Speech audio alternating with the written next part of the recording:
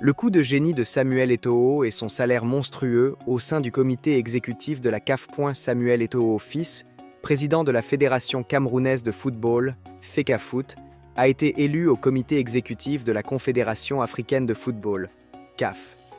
Cette nomination, qui aurait pu être perçue comme une avancée notable pour l'ancien capitaine des Lions indomptables, suscite pourtant des réactions mitigées.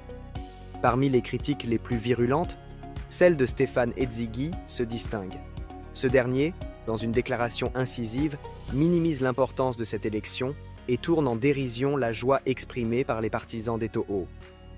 En attendant le communiqué final de l'Assemblée générale de la CAF qui pourrait être attaqué et qui nous renseignera assurément sur le statut véritable de notre compatriote Eto'o, notamment sur le remplacement de M. Seydou Mbombo Njoya au poste de vice-président de la CAF, je dois vous avouer que je suis fort impressionné et amusé par la capacité qu'ont les Églisiens et leurs pasteurs à rendre grand ce que nous négligeons et trouvons très petit pour celui que nous avons pressenti à la tête de la CAF puis de la FIFA, lorsque ce dernier avait été porté en triomphe à la tête de la FECAFOOT le 11 décembre 2021.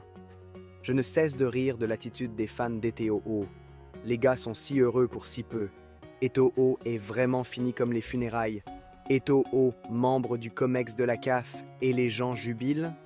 Je comprends pourquoi on nous a amené One All Sports et 14 au Cameroun, du menu fretin. Ces propos, teintés de sarcasme et de scepticisme, traduisent un certain désintérêt, voire un mépris, face à ce que d'autres considèrent comme une réussite. En effet, si l'élection de Samuel Eto'o au sein du COMEX de la CAF peut être vue comme une reconnaissance de son influence dans le football africain, elle ne semble pas convaincre tout le monde.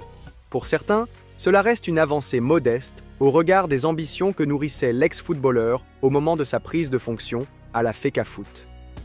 Toutefois, pour ses supporters, cette nomination marque un nouveau pas vers une présence plus affirmée de l'ancienne star du FC Barcelone dans les instances dirigeantes du football continental.